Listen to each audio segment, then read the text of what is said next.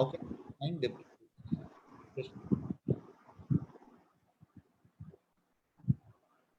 What is the definition of depression, or what is the situation, which medically you can say that this is depression? जी देखिए, basically depression जो है ये psychiatry के अंदर एक mood disorder के अंदर ये क्लासिफाई होता है। मूड डिसऑर्डर, मूड का मतलब अपने इमोशंस, अपने फीलिंग्स और अपने बिहेवियर का कॉम्बिनेशन को हम मूड बोल सकते हैं या अफेक्ट बोल सकते हैं। तो डिप्रेशन बेसिकली जो है ये एक किस्म का मूड डिसऑर्डर है जिसके अंदर अपने मूड्स जो है वो चेंज होता है। सर बेसिकली डिप्रेशन जो है ये एक ग्रुप ऑफ सिम्टम्स को हम डिप्रेशन बोलते हैं। तो सबसे पहले अपने को ये समझना पड़ेगा कि डिप्रेशन के सिम्टम्स या डिप्रेशन की अलामतें क्या क्या है।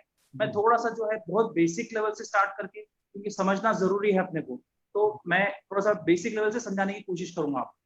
तो बेसिकली इसके सिम्टम्स क्या क्या हैं। ये सिम्टम जब एक ग्रुप ऑफ सिम्टम्स कलेक्टिवली हम डिप्रेशन बोलते हैं। तो इसमें जो मेन सिम्टम होता है वो है लो मूड। लो मूड मतलब उदास रहना, मायूस रहना।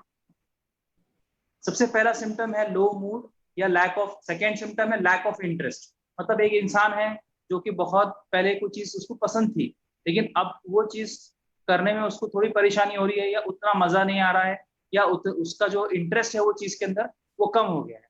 फॉर एग्जाम्पल, अगर कोई बच्चा है वो पहले स्कूल जाता था, ट्यूशन जाता था, रेगुलर स्पोर्ट्स एक्टिविटी करता था, लेकिन अभी वो बोलता है कि मुझे उस चीज में इंटरेस्ट नहीं है।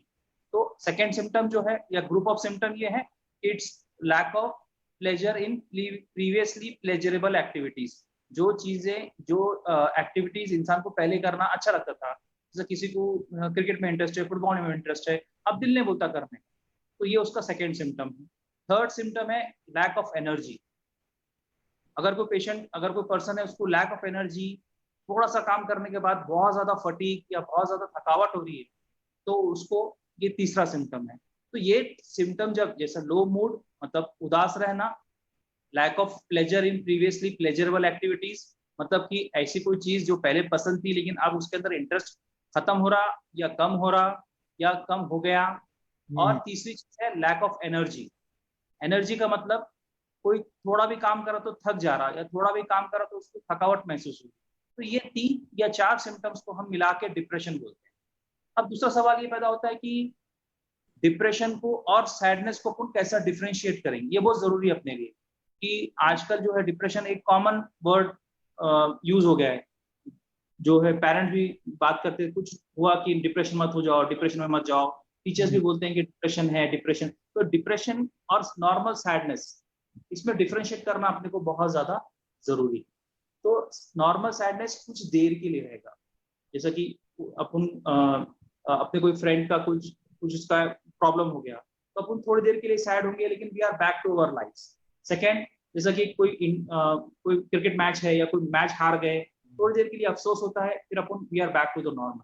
डिप्रेशन में it is persistent and pervasive, मतलब कंटिन्यूअस पेशेंट उसी सिम्टम में रहेगा, जहाँ पे उसको इंटरेस्ट कम हो जाएगा, एनर्जी कम हो जाएगी, उसका बाकी चीजों में इंटरेस्ट बिल्कुल खत्म हो जाएगा और वो उदास मायूस रहना शुरू करेगा। और ये जो बुक डेफिनेशन होती है कि ये कम से कम 2 वीक तक रहना चाहिए, तो हम डिफाइन कर सकते हैं कि ये डिप्रेशन, मतलब लो मूड, लैक ऑफ इंटरेस्ट और थकावट, ये 3 सिम्टम कंटिन्यू अगर 2 वीक तक अगर रहे, हर दिन के बहुत ज्यादा घंटे वो इसी सिम्टम्स में गुजार रहा है, और उस वजह से उसको उसके जो रोजमर्रा की जिंदगी है, उसका काम अफेक्ट हो रहा है, उसके रिलेशनशिप अफेक्ट हो रहे हैं, उसका बिहेवियर अफेक्ट हो रहा है, ये सब मिला के डिप्रेशन हो सकता है। तो हमें ये पहले हमको ये डिफरेंशिएट करना है कि नॉर्मल सैडनेस एक थोड़ी वक्फे के लिए होता है, एक थोड़े इंटरवल के लिए होता है, लेकिन डिप्रेशन के जो सिम्टम्स है ये कंटिन्यूअस 2 हफ्ते रहेंगे। ये आपकी जिंदगी को मुतासिर करेंगे। जिंदगी के कौन से एस्पेक्ट को मुतासिर करेंगे?